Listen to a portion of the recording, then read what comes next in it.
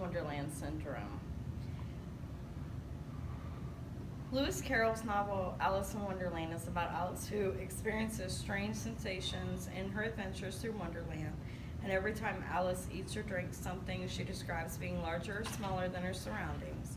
And in 1952, Carol Lippmann and in 1955, Dr. John Todd documented migraine aura symptoms similar to Alice's experience in Lewis Carroll's novel. It's interesting to note that Lewis Carroll himself suffered from migraines, but we'll talk more about that.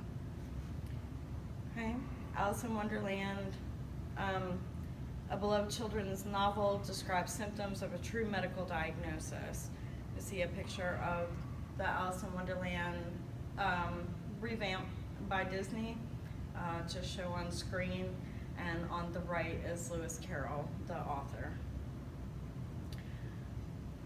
Alice in Wonderland syndrome was named, as I mentioned a moment ago, in 1952. Carol Lippmann first published in a medical literature that patients experience sensations of becoming short and wide during their migraine headache attacks. One of her patients referred to this sensation as her Tweedledum or Tweedledee feeling. Lewis Carroll suffered from migraines himself, as evidenced by his diaries, and Lippmann believed that he was inspired by his migrainous attacks to create Alice in her magical wonderland. In 1955, Dr. John Todd, an English psychiatrist, officially named the condition after Lewis Carroll's Alice's Adventures in Wonderland due to the symptoms that each of the patients described. The symptoms of Alice in Wonderland syndrome: note that the symptoms are most commonly experienced at night. Altered body image, or metamorphosa. The patient observes sizes of the parts of the body wrongly. More often than not, the head and the hands seem disproportionate. Seeing the size of the objects inaccurately. Microposia is perceiving objects smaller than they are, and macroposia, perceiving objects larger than they are. So as you see, Alice is larger and everything is smaller than her, and macroposia, everything in the room is larger than her.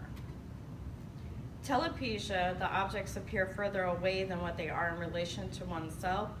Pilopesia, objects appear closer than they are in relation to oneself, and it was described as using binoculars in the wrong direction for each one of those.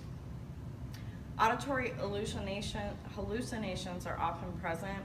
Distortion of voices in pitch and tone, hearing strange music or noises, and hearing indiscernible voices without psychosis, meaning that we're not talking about a schizophrenic who hears voices. This is a different diagnosis altogether.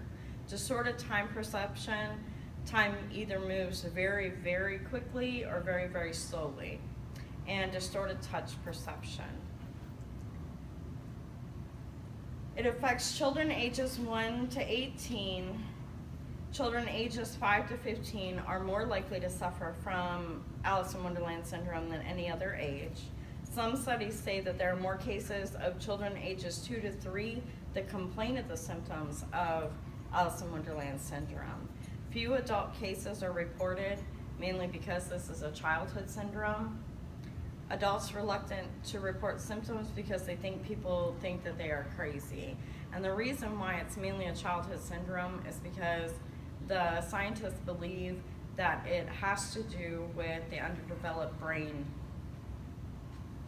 Causes and triggers: head trauma can cause it, epilepsy, infections, specifically something that results in encephalopathy.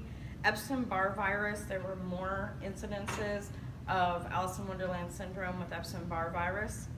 And mononucleosis, they also noticed in teenagers that they had mononucleosis during the time of the infection before they were treated, that they suffered from Alice in Wonderland syndrome also. LSD can cause transient Alice in Wonderland syndrome. Brain tumors, depending upon their location, can cause Alice in Wonderland syndrome. There's possibly a hereditary link having to do with your migrainous symptoms. PTSD might cause some of the symptoms.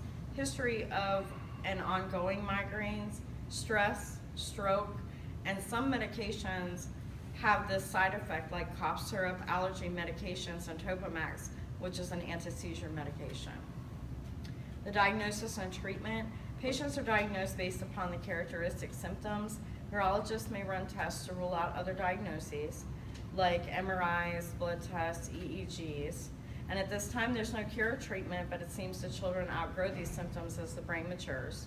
Symptoms do fade over a period of time, so it's not like they go for days and days with the symptoms of feeling bigger than life or smaller than life. It's important to note that Alice in Wonderland syndrome is not a mental illness, nor is it a precursor to cerebrovascular disease.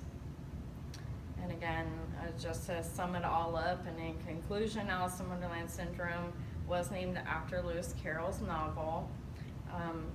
And the patient complains of visual, auditory, and tactile hallucinations and altered perceptions. And the syndrome is rare, extremely rare. And they haven't done a lot of studies on it because not very many people are reporting it because, again, they think it's more of a psychiatric thing and they don't want to be coined as crazy. And then I found it interesting that Alice in Wonderland syndrome is not the only illness that has been named after Lewis Carroll's book and some of the descriptions that he has. There's also Cheshire Cat syndrome, Cheshire Cat sign, rabbit syndrome, caterpillar cell, Mad Hatter's shake, and mushroom cloud appearance.